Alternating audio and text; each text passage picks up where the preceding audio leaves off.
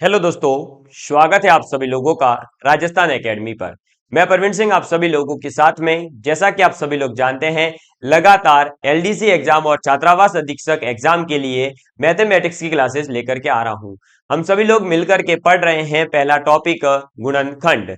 गुणनखंड जो है आपके सामान्य संख्याओं का किस प्रकार से निकालेंगे वो अपन पिछली दो कक्षाओं के अंदर सीख चुके हैं और आप सभी लोगों ने, मुझे उम्मीद है कि दोनों क्लासेस देख ली होगी, अच्छे से नोट्स बना लिए होंगे और हर एक छोटी से छोटी बात जो है पिछली दोनों क्लासेस की आपके दिमाग में घुस चुकी होगी और एकदम कंप्लीट जो है आपके कॉन्सेप्ट क्लियर होगा, जिसे कहते हैं क्रिस्टल क्लियर होगा आपके।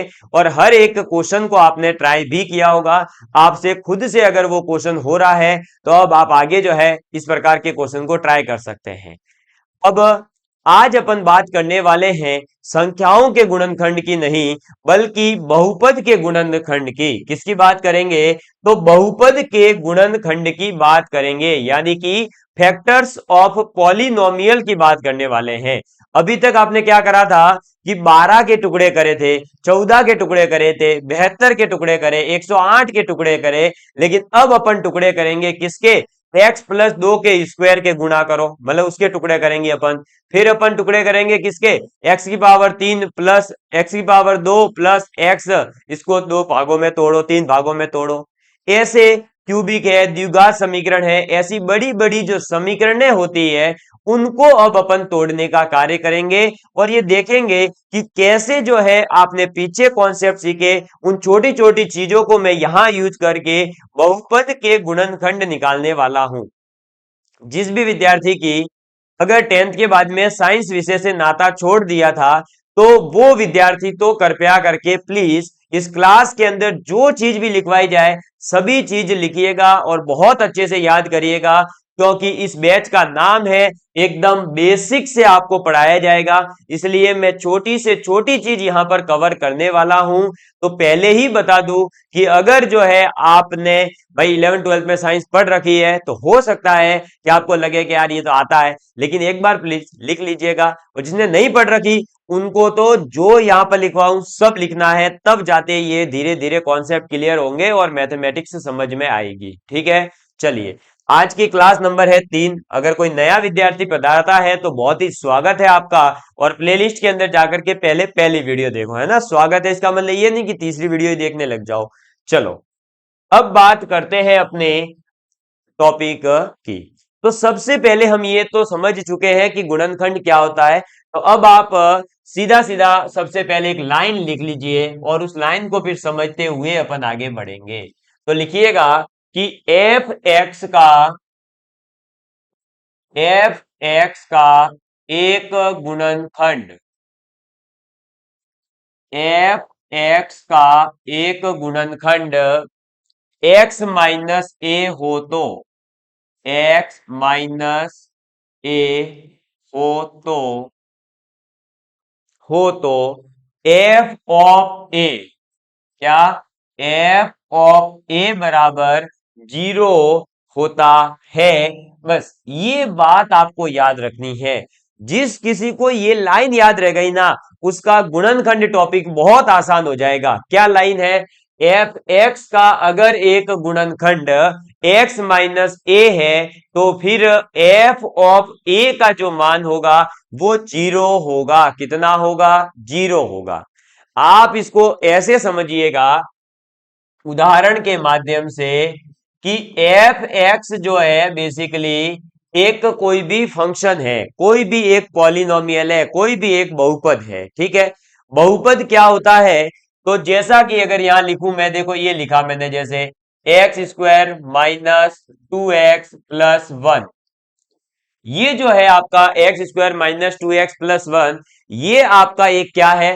तो ये है आपका एक बहुपद। ठीक है, अब इस बहुपद का गुणनखंड अगर मैं कहता हूं कि x बराबर जो है इसका गुणनखंड क्या है? x-1 है। इसका गुणनखंड अगर मैं कहता हूं कि क्या होगा, तो इसका गुणनखंड है x-1। कितना है? x-1 अगर इसका गुणनखंड है तो जो अपने पास आया था देखो x माइनस ए, अगर fx का गुणनखंड है तो f ऑफ a कितना होगा, 0 होगा। अगर 0 नहीं है तो वो गुणनखंड नहीं होगा। तो मैं चेक कर रहा हूं, तो मैंने fx तो क्या लिया है, क्या लिया है, ये रहा आपका fx, क्या है, x square minus 2x plus 1, ये हो गया। इसका गुणनखंड है x माइनस 1, तो a बराबर कितना आ जाएगा, तो a बराबर आ गया आपके पास में 1, कितना आ जाएगा, a बराबर 1 आ जाएगा। ये 1 जो है अब मैं f ऑफ a निकालने में यूज करूंगा, तो f ऑफ 1 कितना हो जाएगा, 1 का स्क्वायर माइनस 2 इंटू 1 प्लस 1, ये हो जाएगा। ठीक है, क्या हो जाएगा, 1 का स्क्वायर माइनस 2 इंटू 1 प्लस 1। अब ये कितना आ जाएगा देखो, 1 माइनस 2 प्लस 1, तो 1 और 1 हो जाएगा 2, 2 माइनस 2 कितना हो जाएगा, 0। तो f ऑफ 1 क्या आ जाएगा, 0 आ जाएगा, कितना आ जाएगा, 0 आ जाएगा। तो f ऑफ 1 0 आ रहा है, इसका मतलब ये प्रूव हो गया कि जो ये x माइनस 1 था, ये x माइनस 1 इस स्क्वायर पूरी जो समीकरण दे रखी थी x square minus 2x plus 1, इसका एक गुणनखंड है। तो अब आपको चीज समझ में आई क्या, कि इसका मतलब ये है, अब आपको कोई एक समीकरण देगा और अब आपको जो है कहा जाता है कि इसका गुणनखंड है या नहीं, ये चेक करना हो तो आप क्या करोगे, ए को निकाल लोगे और उस ए को फिर उस समीकरण में पुट कर देना। अगर वो 0 आ जाए तो है, अन्यथा नहीं है। ठीक, अब एक तो ये क्वेश्चन बनता है कि गुणनखंड है या नहीं, तो उसको तो आप ऐसे बहुत आसानी से चेक कर लोगे। लेकिन अगर यही आ गया कि इस समीकरण का गुणनखंड ये निकालो, अगर सीधा क्वेश्चन आ गया कि इस समीकरण का गुणनखंड निकालो, तो आपको ये निकालना पड़ेगा ना x माइनस 1। मैंने तो याद था इसलिए मैंने निकाल लिया। आप कैसे निकालोगे, उसके लिए आपको करना होगा सबसे पहले कुछ सूत्रों को याद, तो वो सभी सूत्र मैं लिखवाऊं उससे पहले आप प्लीज इस चीज को जरूर नोट डाउन कर लीजिए। मेरे प्यारे प्यारे दोस्तों, जल्दी से इसको नोट डाउन करिए, फिर मैं आगे बढ़ता हूं। जल्दी से एक बार नोट डाउन कर लीजिए। कर लिया नोट डाउन अच्छे से, एकदम कोई दिक्कत नहीं है आपको, ठीक। अब आप क्या करोगे, गुणनखंड की बेसिक चीज समझ गए कि बहुपद का गुणनखंड क्या होता है। अब जो भी सूत्र लिखवा रहा हूं वो सभी लिख लीजिए। तो महत्वपूर्ण सूत्र, ठीक है। चलो महत्वपूर्ण सूत्रों की बात करें तो सबसे पहला आप सूत्र लिखेंगे, ए प्लस बी का स्क्वायर बराबर हो जाएगा A square plus 2ab plus B square.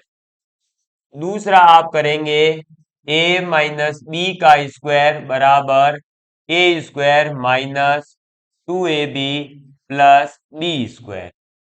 तीसरा आप लिखेंगे, A square minus B square बराबर ए माइनस बी गुणा ए प्लस बी।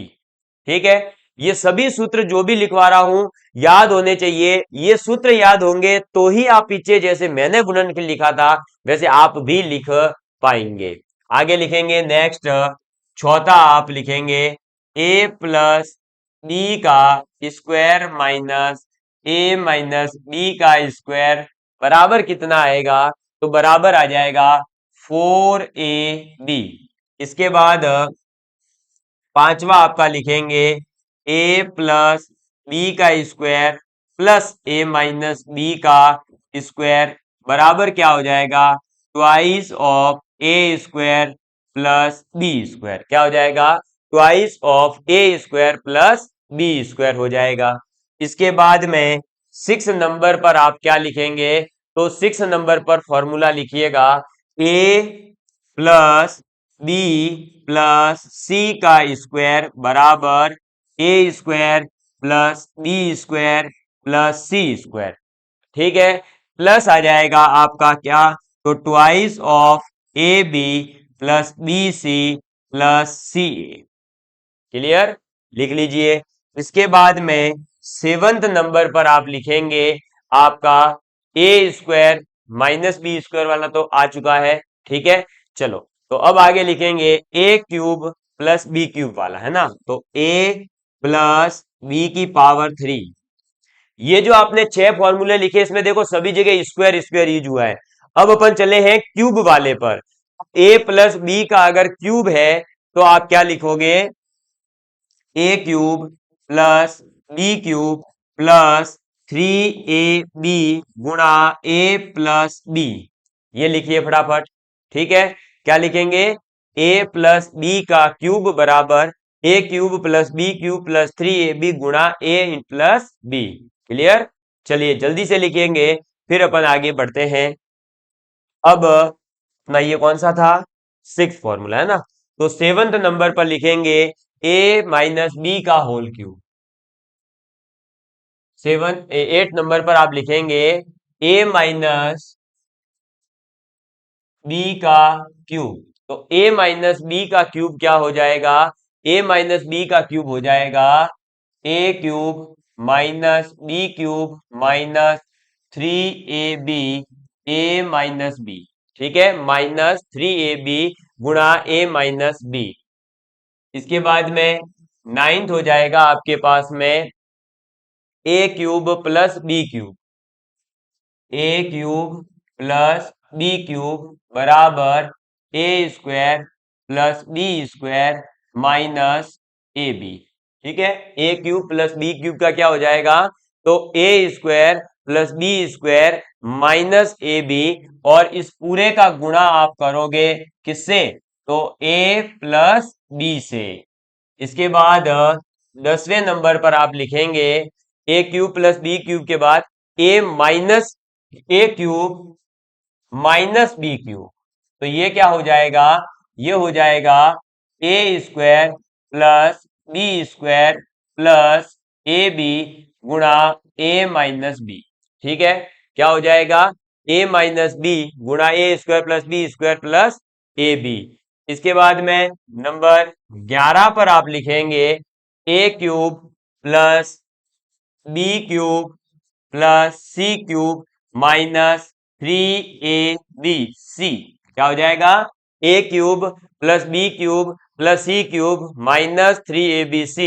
तो ये आ जाएगा A plus B plus C गुणा A square plus B square plus C square minus A B minus B C minus C ए। समझ में आ गई बात।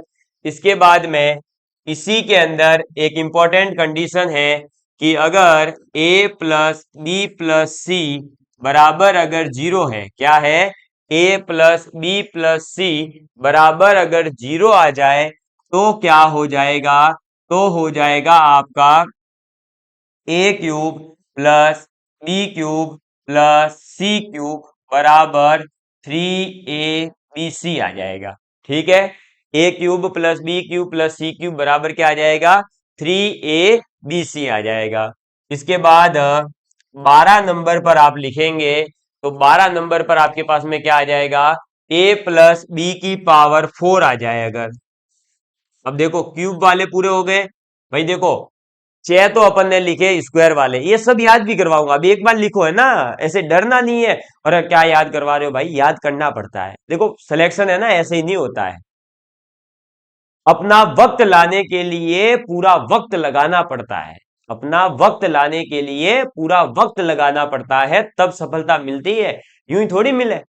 तो इसलिए भैया याद तो करना पड़ेगा। मैं देखो एकदम कड़वे शब्द कहूंगा, ये नहीं कहूंगा क्या ये तो आसान है, क्या यूं ही हो जाएगा, नहीं भैया ऐसे कुछ नहीं होने वाला, है ना, पहले ही बता दूं, याद करना पड़ेगा।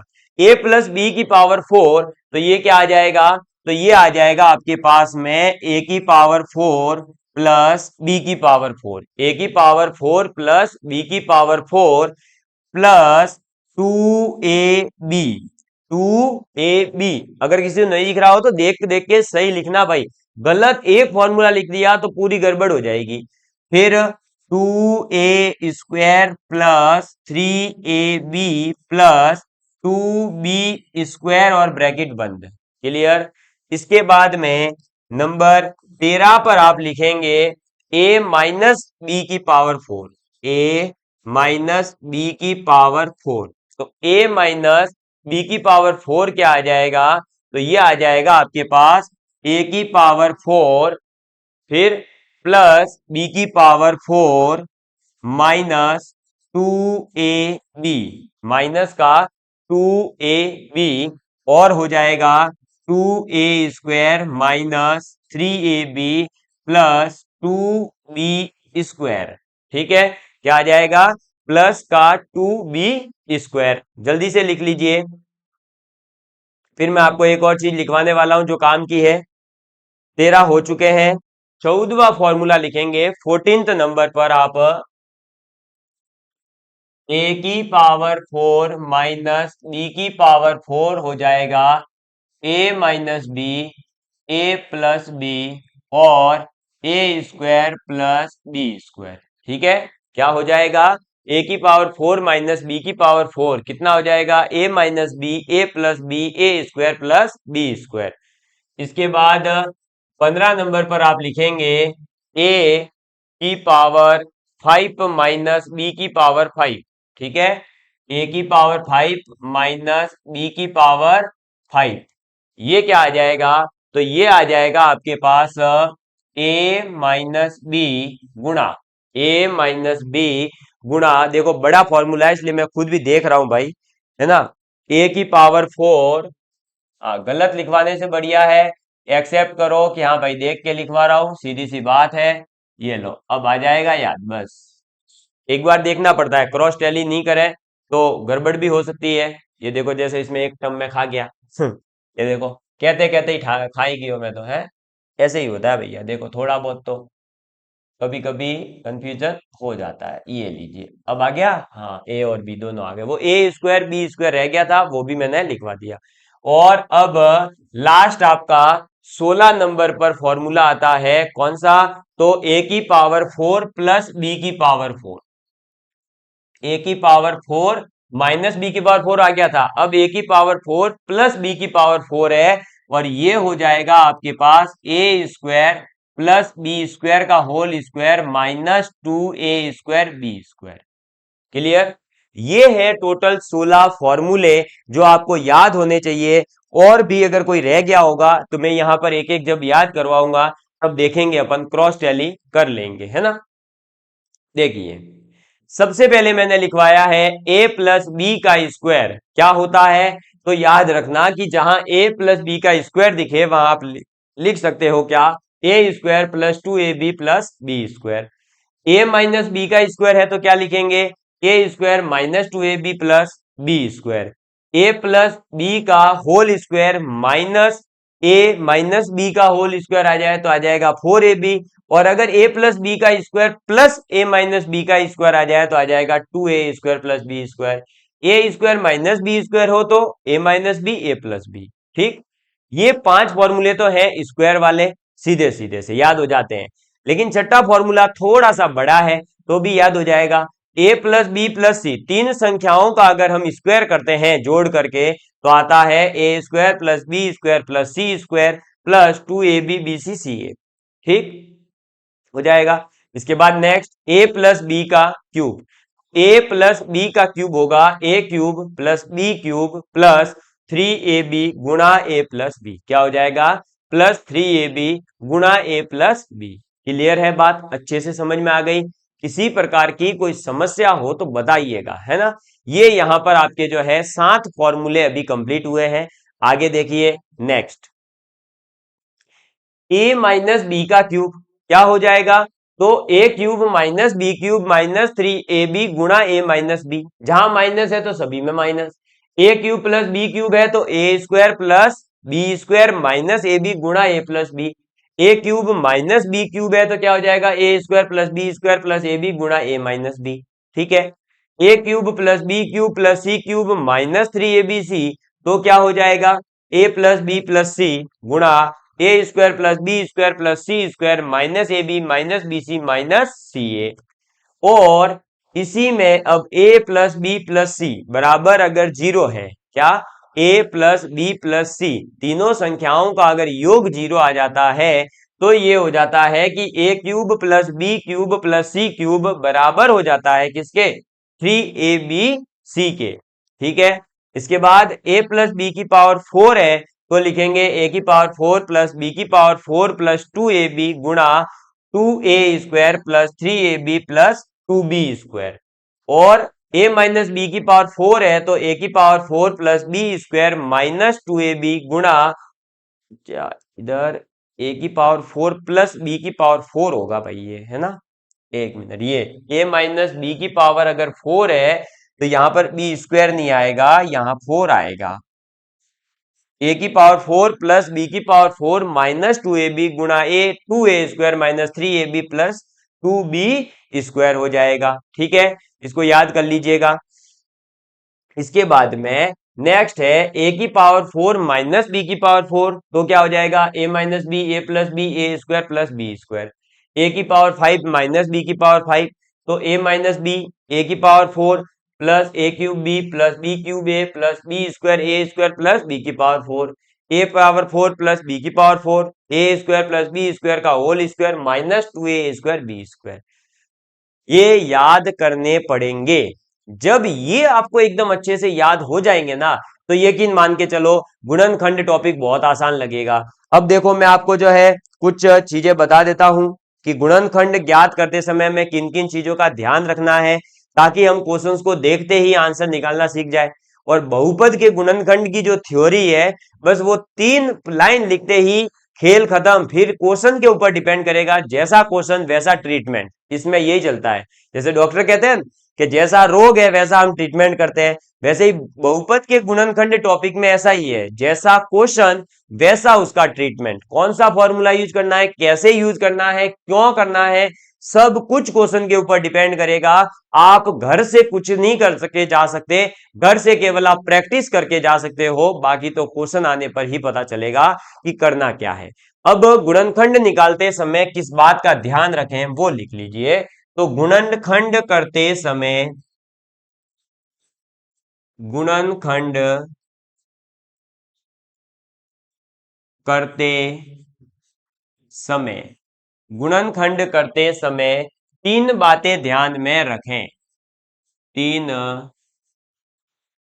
बातें ध्यान में रखें। ठीक है, 3 बातों का अपन ध्यान रखेंगे। कौन कौन सी बातें?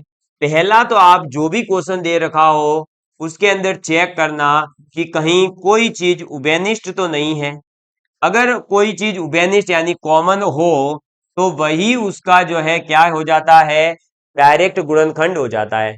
कॉमन आ रहा हो बार अगर, तो सीधे सीधे समझ जाइए कि वो उसका गुणनखंड है। दूसरा तरीका होता है कि हम उसके क्या करेंगे, जो भी बहुपद दे रखा है उसके टुकड़े कर देंगे। क्या कर देंगे? टुकड़े, टुकड़े करके रख देंगे। क्या कर देंगे? टुकड़े टुकड़े कर देंगे। भैया नहीं हो रहा गुस्सा, है ना, डरो मत। टुकड़े टुकड़े करने हैं भैया, क्या करोगे? काट छाट मचा दोगे क्वेश्चन देखते ही। और लास्ट फिर जो है आपके पास वो तरीका होता है जो आपने अभी ऊपर लिखे हैं ना, ये 16-17 फॉर्मूले, बस उन सूत्रों का जो है सीधा सीधा फिर यूज करेंगे। समझ में आ गई बात? अच्छे से एकदम क्लियर है? अगर आपको अब तक की बातें समझ में आ गई है तो आप अपने आप को धन्यवाद दीजिए, खुद की पीठ थपथपाइए। ऐसे मैं भी ऐसे ही करता था, और खुद की पीठ थपथपाइए और सोचिए कि आपने ओहो गणित का एक बहुत बड़ा कॉन्सेप्ट सीख लिया है। और अब मैं आपको करवाने जा रहा हूं क्या? Question practice. और जैसे ही क्वेश्चन करवाऊंगा ना, आप समझ जाओगे, अरे यार सर ऐसे क्वेश्चन आएंगे क्या? हाँ ऐसे ही आते हैं, पीवाईक्यू करेंगे तो और पता चलेगा। देखो अब क्वेश्चन की बात आ रही है। रेडी? चलिए सभी कॉपी पेन निकाल लीजिए। अभी तक अगर नहीं निकाले थे, अभी तक आनंद आ रहा था सुनने में, तो भैया आनंद से काम नहीं चलेगा। अब इधर क्या करना पड़ेगा? हाथ पेन चलाने पड़ेंगे। चलो चलो, ये लो। सबसे पहला क्वेश्चन मैं लेकर के आया हूं आप लोगों के लिए। लिखेंगे क्वेश्चन फर्स्ट। अब सीधे क्वेश्चन प्रैक्टिस ही होगी अब, केवल और केवल। तो पहला क्वेश्चन आप लिखेंगे कि एक्स स्क्वायर गुणा ए प्लस बी है प्लस वाई स्क्वायर गुणा ए प्लस बी है प्लस जेड स्क्वायर गुणा ए प्लस बी है। ठीक है, ये लिखा हुआ है। इसका गुणनखंड बताना है। का गुणनखंड है। क्या पूछा है आपसे? कि एक्स स्क्वायर गुणा A plus B plus Y square गुणा A plus B plus Z square गुणा ए प्लस बी। तो आपको बताना है कि ये जो आपके पास बहुपद दे रखा है इसका गुणनखंड क्या होगा। तो जैसे ही आपने क्वेश्चन देखा तो डरना नहीं है, क्वेश्चन देख के आपको सीधे सीधे जो अभी 3 पॉइंट लिखवाए थे, क्या लिखवाया था, सबसे पीछे देख, पहले उभयनिष्ठ ढूंढो, सबसे पहले उभयनिष्ठ ढूंढो। और अगर हम इस क्वेश्चन को देखें तो देखो ए plus B, A plus B, A plus B आ रहा है उभयनिष्ठ, बस तो फिर आंसर आ गया। देखो अब सीधे सीधे से क्या करोगे, हल, इसका हल हो जाएगा एक्स स्क्वायर गुणा A plus B plus Y square गुणा A plus B plus Z square गुणा ए प्लस बी। अब यहां से a प्लस बी आ जाएगा बाहर, क्या आ जाएगा, a प्लस बी आ गया कॉमन, अंदर क्या चला जाएगा, एक्स स्क्वायर प्लस इधर बचेगा वाई स्क्वायर प्लस इधर बचेगा जेड स्क्वायर। तो मैंने क्या बोला था, जो उभयनिष्ठ आ चुका है बस यही इसका क्या हो जाएगा, गुणनखंड हो जाएगा। क्या हो जाएगा भैया जी बताइए जल्दी जल्दी प्यारे प्यारे मित्रों, गुणनखंड हो जाएगा, फैक्टर हो जाएगा। ठीक है, तो अब और कितनी अच्छी बात है। पहले तो हमें संख्याओं के तो टुकड़े करने के लिए सोचना पड़ता था कि कौन कौन से टुकड़े करें, कैसे करें। यहां तो सोचना नहीं है, जो दे रखा होगा बस वही करते जाना है, आपका आंसर चुटकियों में निकलते जाएगा। तो ये आ गया, देख लो, X square into A plus B, Y square into A plus B और Z square into A plus B. A plus B को ले लेंगे कॉमन तो आ जाएगा X square plus Y square plus Z square, A plus B हो गया गुणनखंड, क्या हो गया, गुणनखंड। ठीक है सर, ये तो हम निकाल लेंगे, हम समझ गए, कॉमन तो निकाल लेंगे। अब इसके टुकड़े करने वाला कोई बताओ ना, चलो सोचते हैं, कुछ तो गड़बड़ है। हाँ भैया बिल्कुल, टुकड़ों के अंदर गड़बड़ होती है। करो क्वेश्चन, जब दिल टुकड़े टुकड़े हो जाता है ना, कुछ गड़बड़ हो जाती है, तभी तो होता है। चलो तो फिर अब देखेंगे ये वाला क्वेश्चन क्या है, एक मिनट, 3 नहीं 7, 7x प्लस 12 के गुणनखंड, गुणनखंड ज्ञात करें। ठीक है, इसके क्या करने हैं, गुणनखंड ज्ञात करने हैं। X square minus 7x plus 12 के गुणनखंड हमें ज्ञात करने हैं। तो अब जब ऐसा क्वेश्चन आएगा ना कि यहां पर देखो, अगर हमें कोई कॉमन ढूंढने जाएंगे तो कुछ नहीं मिलेगा, है ना, कॉमन तो कुछ नहीं मिले। तो कॉमन जब चीज नहीं दिखे तो फिर आप इसको सोचिए कि अब इसको अपने को टुकड़ों टुकड़ों में तोड़ना होगा। और जब भी ऐसा द्विघात समीकरण दिखेगा, आगे अपने पूरा एक कॉन्सेप्ट है, ये जो है ना, ये द्विघात समीकरण है, लिख लो अगर नहीं पता हो तो। ये क्या है, एक द्विघात समीकरण है, और द्विघात समीकरण पूरा का पूरा आपके टॉपिक दे रखा है। इसको कैसे सॉल्व किया जाता है मैं पूरी डिटेल के अंदर पढ़ाने वाला हूं, लेकिन अभी हम चूंकि गुणनखंड की बात कर रहे हैं तो हम गुणनखंड के तरीके से इसको सोचेंगे। तो जब आपके पास ऐसी इक्वेशन आ जाए कि एक स्क्वायर की टर्म हो, एक एक्स की टर्म हो और एक लास्ट में कांस्टेंट हो, ऐसे 3 टर्म मिल करके एक बहुपद बन रहा हो, तो आप क्या करिए कि जो ये कांस्टेंट है ना, क्या ये कांस्टेंट 12, इस 12 को लिखिए एक तो इधर, क्या करोगे 12 को लिखोगे इधर, और एक ये जो x है इसका कोफिशिएंट जो दे रखा हो, x का जो आगे दे रखा नंबर होता है ना, x के आगे जो संख्या होती है उसको कहते हैं x का गुणांक, उसको आप ले लेंगे। ये ले लिया अपन ने -7। अब देखिए आपके पास क्या करना है, 12 के ऐसे टुकड़े करने हैं। देखो इसलिए मैंने पीछे सिखाया था कि 12 के गुणनखंड अगर आपको निकालने आते हैं तो अब यहां पर आप 12 के गुणनखंड निकाल लोगे, एक और 12 होगा या तो, है ना। देखो अब पेयर बनाओ, मैं इधर बना रहा हूं, लो देखिए 12 के टुकड़े कितने होंगे, या तो एक और 12, भाई 1 इंटू 12, 12 दो टुकड़े करने गुणनखंड के रूप में, तो या फिर हो जाएगा क्या 2 इंटू 6, या फिर हो जाएगा क्या 3 इंटू 4। इसके अलावा कोई और पॉसिबिलिटी है क्या, नहीं है। ठीक है, तो अब आप जैसे ही इस कांस्टेंट टर्म के दो टुकड़े करोगे, कितने टुकड़े करोगे, दो टुकड़े, ये लो दो टुकड़े कर दिए। अब दोनों टुकड़ों को या तो आप जोड़ो या दोनों टुकड़ों को घटाओ, कैसे भी करके आपको कौन सी संख्या लानी है, ये वाली संख्या जो x के आगे दे रखी है -7। ठीक है, अब ये कैसे आ सकती है, तो देखो 1 और 12 कितने होते हैं, 13। 12 में से 1 गया तो 11, मतलब प्लस करूं 12 और 1 को तो 13 आ रहा है, और 12 में से 1 घटाऊ माइनस करूं तो 11 आ रहा है। क्या 7 आ रहा है क्या, नहीं आ रहा। इसका मतलब 12 और 1 वाला जो पेयर है वो अपने काम का नहीं है। 6 और 2 8 होते हैं, 6 में से 2 गए, 4 आता है। क्या यहां पर 7 आ रहा है क्या, दोनों तरफ से जोड़ने या घटाने पर, नहीं, जोड़ना या घटाना ही है, इसके अलावा कुछ नहीं कर सकते। ठीक है, इसको भी भूल जाओ, मतलब ये पेयर भी अपने काम का नहीं है। अब 3 और 4 जोड़ो, कितना होता है, 7। आ गया, 7 ही तो चाहिए था, अरे 7 ही तो चाहिए था, आ गया। तो इसका मतलब मुझे क्या करना है, 3 + 4 करना है, तो 7 आ रहा है, आ रहा है 7। चलो ठीक है, लेकिन एक बात हमें ध्यान रखनी है, क्या, कि यहां पर आ रहा है -7 और अपने पास आ रहा है +7। इसलिए अपन को क्या करना होगा कि अपने को यहां पर जोड़ना तो पड़ेगा, लेकिन 3 और 4 को नहीं जोड़ेंगे अपन।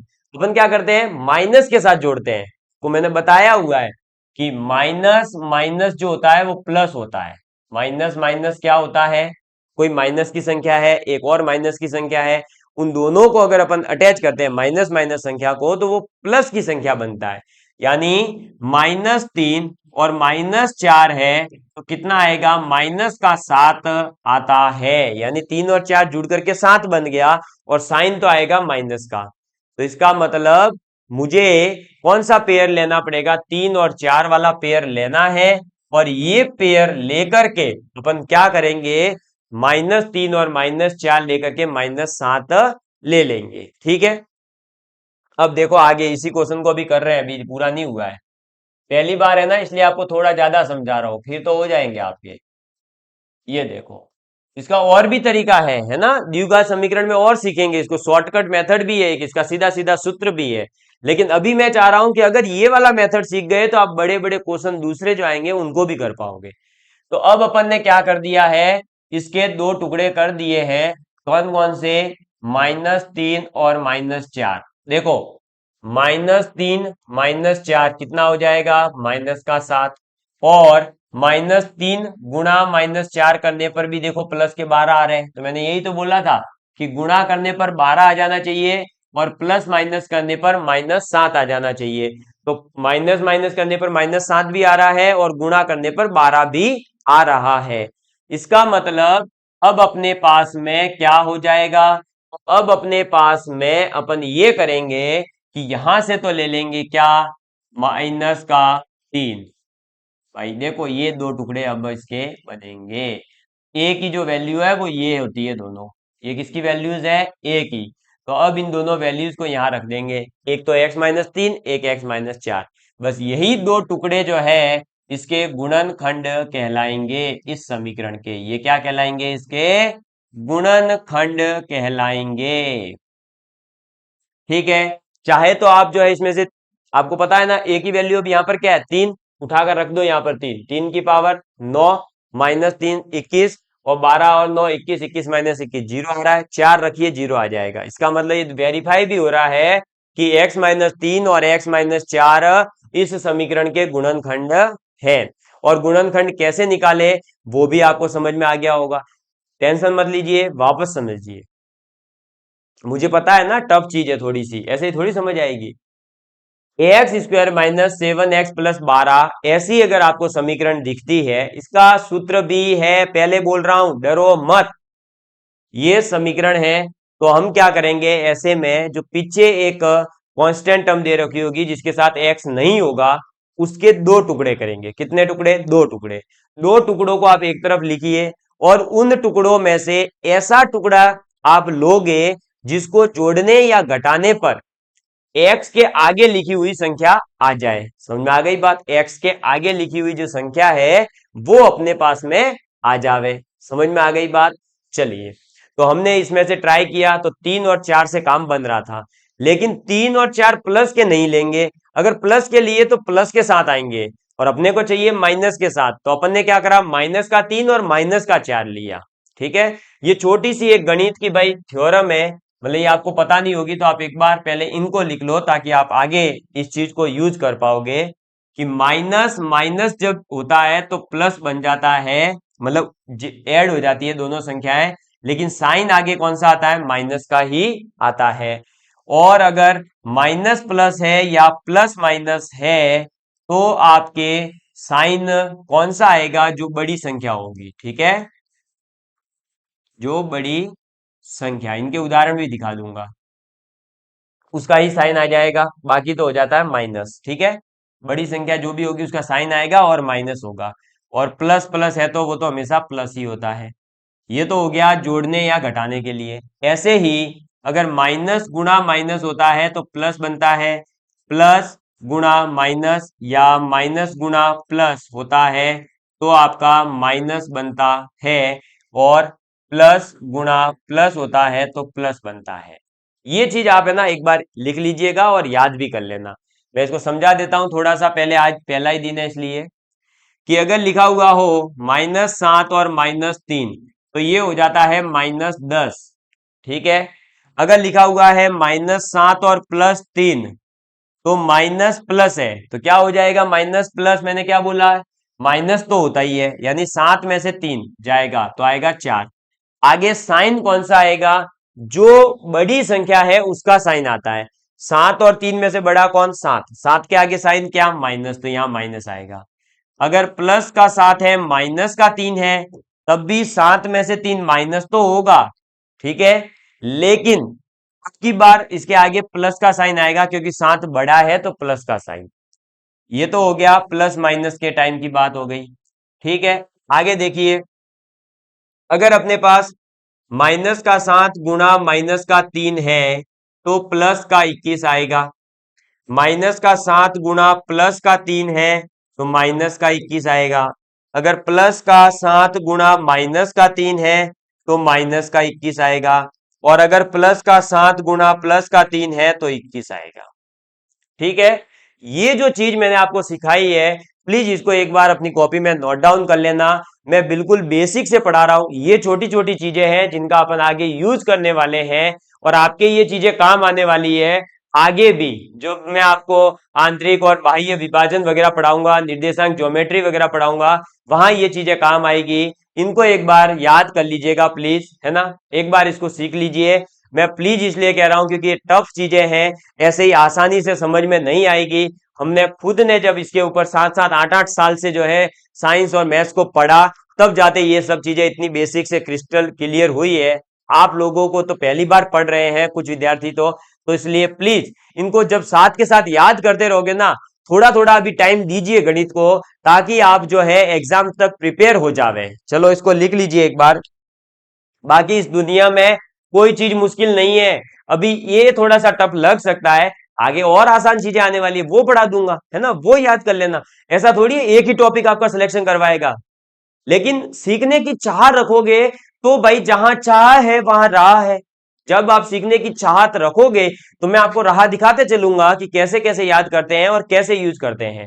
इसको सीख लीजिएगा तो फिर ये समझ में आ जाएगा कि -4 और -4 -7 लाना था, इसलिए अपन यहाँ पर एक ही वैल्यू अपने पास दो आ गई, एक -3 और एक -4, तो क्या हो जाएगा x-3 और x-4 इसके दो गुणनखंड हो जाएंगे। चलिए, आज मुझे पता है क्लास थोड़ी सी टफ थी, इसलिए मैं यहीं तक रोकूंगा। बिल्कुल चिंता मत करो, मैं आपकी हर भावना की कदर करते हुए आगे बढ़ूंगा, है ना। इसको नोट डाउन कर लीजिए और रोक करके आप आराम से इसको लिख लेना। मैं एक बार साइड हो जाता हूं। चलिए, और अब मिलेंगे अगली क्लास में, ठीक है। तो love you all of you, please take care, please share with your friends. जय हिंद, जय भारत। लास्ट में तो ये जो क्लास होती है इसमें तो मेरी जुबान ही फिसलने लग जाती है, इतना ज्यादा पढ़ाना पड़ता है, इतने कार्य करने होते हैं, थक जाते हैं, लेकिन फिर भी आप लोगों का प्यार जो बना हुआ है उससे मैं बहुत खुश हूं। बस ये प्यार यूं ही बना रहा दोस्तों, तो हम निशुल्क इसी प्रकार से बेहतरीन कंटेंट आप लोगों के लिए लेकर के आते रहेंगे। धन्यवाद।